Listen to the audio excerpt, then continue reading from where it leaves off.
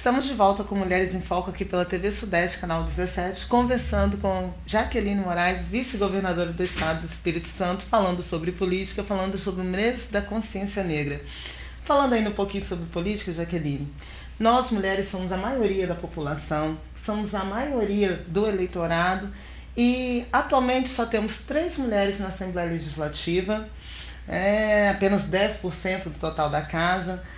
No Senado são apenas 12 e na Câmara, que foi eleita uma menos do que no pleito passado, e na Câmara Federal aumentamos o número de 51 para 77 mulheres. Como que você avalia esses números, esses dados? Justamente resistência. A gente percebe que os números avançam, retroagem pouco, como foi no caso do Senado, mas tem avançado na Câmara, precisa de ampliar. E como ampliar? Quando nós lançamos a campanha #NãoSejaLaranja, que inclusive você deu toda uma cobertura nessa campanha, foi justamente, nós estudamos um ciclo que precisa ser quebrado.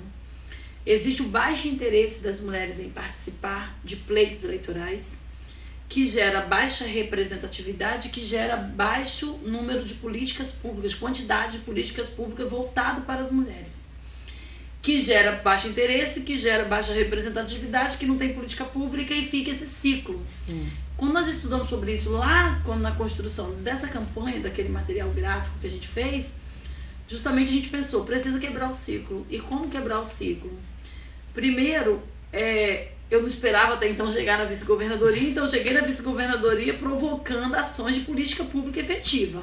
O plano estadual, o pacto de enfrentamento, o Agenda Mulher, programas de empreendedorismo, sensibilizar todas as secretarias para que façam o recorte mesmo do gênero, de trazer pauta para as mulheres. A nossa agricultura criou um programa lindo chamado Elas no Campo e na Pesca, para dar visibilidade às mulheres que estão produzindo no interior.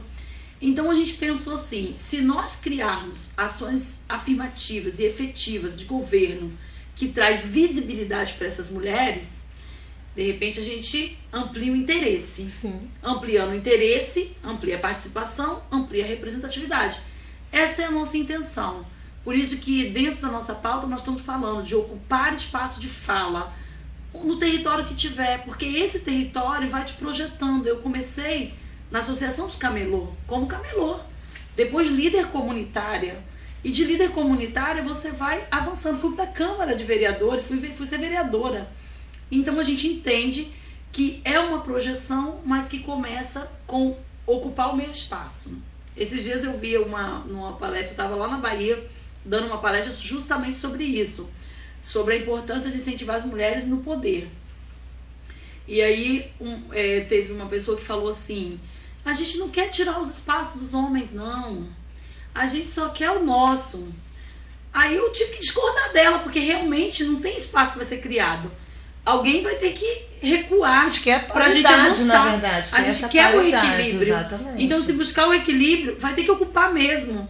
E uma das coisas que eu acho que precisa ser falado e reafirmado para que aumente esse interesse é dizer que não existe cota de mulheres, existe cota de gênero.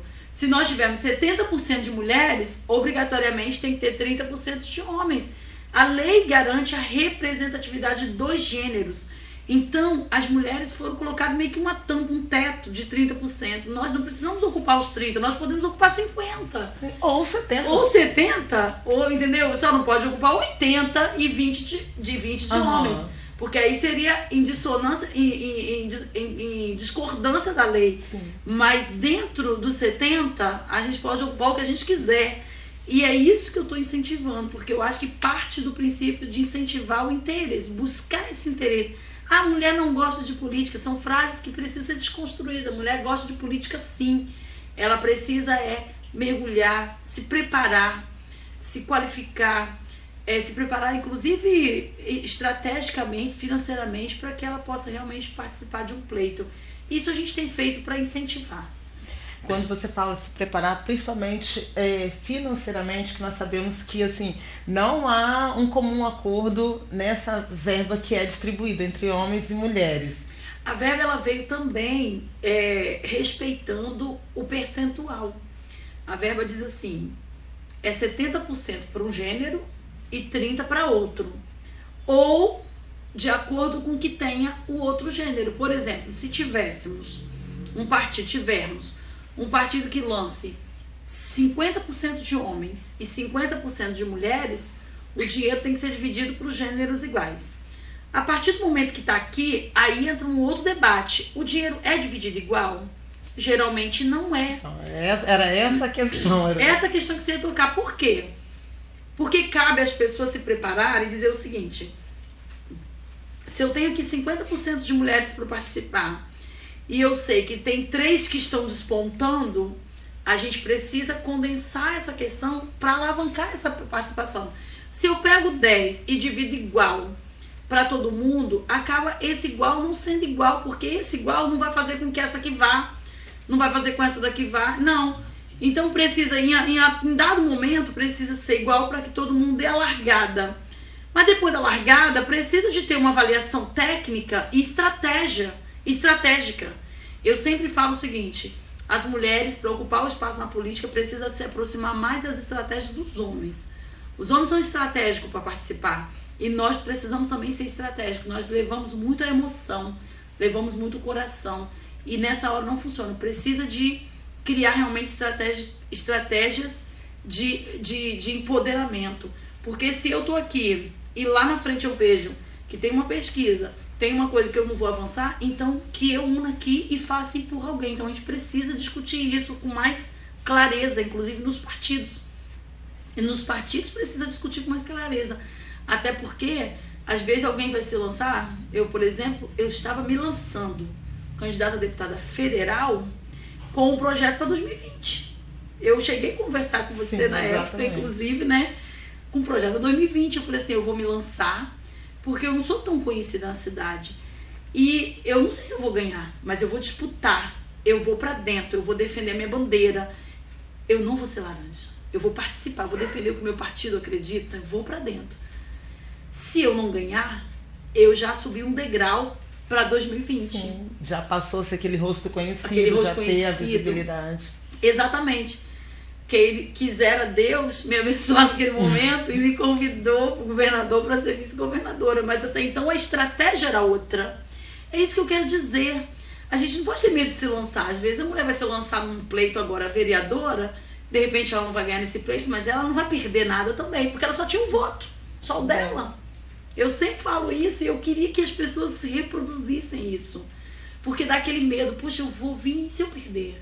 Então as pessoas têm que pensar assim, politicamente a estratégia é juntar grupo, é mover voluntários, porque o recurso agora é público. Eu acho importante ter recurso público, porque tem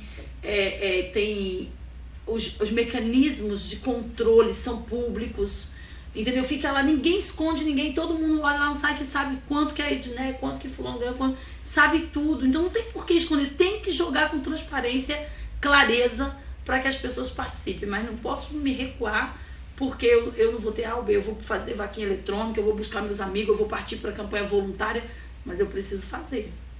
E aí você tocou no assunto da questão de vaquinha eletrônica. As redes sociais, na sua opinião, ela é assim, realmente, ela dá esse ato, ela dá esse impulso para as campanhas, como as pessoas disseram, pelo menos no último pleito, né, que foi isso que elegeu o nosso presidente. Né? E você tem essa percepção também da importância da rede social? Sim, para as eu campanhas? acho que a rede social, ela impulsiona sim. Só que a rede social, ela também é um palco de muita fake news e muita notícia falsa. E quem quer agir com seriedade, e a política está exigindo políticos transparentes, mais sérios, pessoas que não têm coragem de ficar difamando os outros para se promover. Esse tipo de política, infelizmente, a rede social é um palco para isso, porque as pessoas se encorajam atrás de uma tela de falar coisas que são inverdades, inverídicas, de produzir documentos. Então, assim, eu acredito que vai ter uma maior fiscalização da rede social nesse pleito de 2020, porque ainda vai ser muito utilizado para fake news. Mas eu, que sou uma pessoa extremamente humanista, que gosto de gente, eu gosto de cheiro do povo, eu gosto de apertar a mão e abraçar as pessoas, eu acho que a rede social não substitui isso. Eu acho que ela impulsiona o que eu sou de verdade. eu gosto de estar com as pessoas, eu posso de repente publicar numa rede social e isso se potencializar. Mas eu abrir mão do contato, eu não acredito que isso deva abrir mão. Eu acho que as pessoas precisam querer olhar no olho do seu candidato e ouvir falar para ele quais são os seus interesses, quais são as suas dores, entendeu? Sim. Eu acho que quando o político chega no poder conhecendo as dores dos seus semelhantes, do seu próximo, ele tende a praticar uma política com maior qualidade. Ele uma sensibilidade maior. Exatamente, a aumentar a sensibilidade. Então eu acho que é isso. É um casamento legal, a rede social amplia, até porque as leis vieram enxugando muita coisa, que eu achei maravilhoso. Sim. Antigamente um candidato tinha 10 carros, 15 carros de som. Hoje só pode ter um com ele. E não pode andar sem o candidato. Então, assim, as leis vieram para fortalecer o quê? Esse vínculo de pessoal que as pessoas precisam ter com o seu candidato e acompanhá-lo a partir do momento que ele se elege.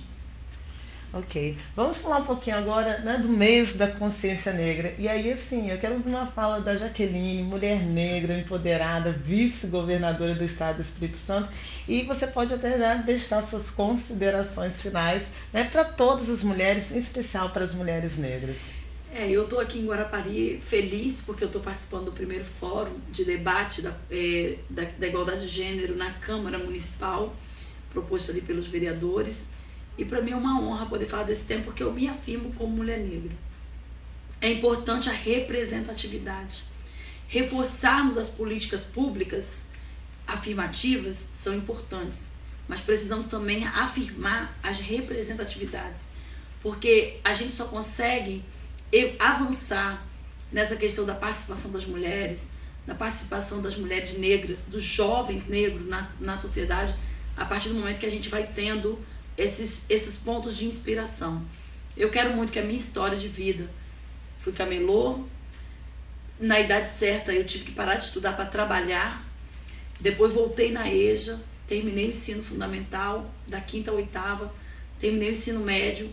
Hoje eu estou vice-governadora, estou cursando uma faculdade e no 8º período de Direito, jornada tripla, sou mulher, sou mãe, sou avó, tenho uma vida como qualquer outra mulher e as minhas dificuldades são as mesmas de qualquer outra mulher que tem essa vida tripla. Então a gente precisa reafirmar a nossa posição na sociedade, para que a gente reduza, sim, ou extermine a questão do racismo e do machismo que existe na sociedade. Nós queremos uma sociedade que respeite, acima de tudo, as diferenças. Então, nós estamos num estado de diversidade, o nosso mar e a montanha muito próximo do outro, a nossa comida diversa e as nossas pessoas diversas. E é essa cultura que nós estamos trazendo, que também é o objetivo da ONU, justiça e paz. Um dos objetivos agora da Agenda 2030, justiça e paz. E isso só acontece com representatividade, com fala firme, com transparência, com ética, com decência. E é isso que a gente está fazendo. Eu agradeço esse momento, poder conversar com você, uma conversa bem agradável e tranquila, e dizer que a gente precisa continuar resistindo às nossas lutas. Eu é que agradeço, TV Sudeste agradece a sua presença aqui, desejando a você, né, e a todos que compõem a sua equipe muito sucesso, né, muita firmeza para tantos desafios e assim é muito tranquilo para a gente saber que as mulheres do Espírito Santo podem contar aí com um programa de proteção, com um programa de empoderamento. A gente fica muito feliz com isso, agradeço mais uma vez a sua presença aqui. Obrigada a todos que nos assistem. Mulheres em Foco de hoje fica por aqui, até a próxima.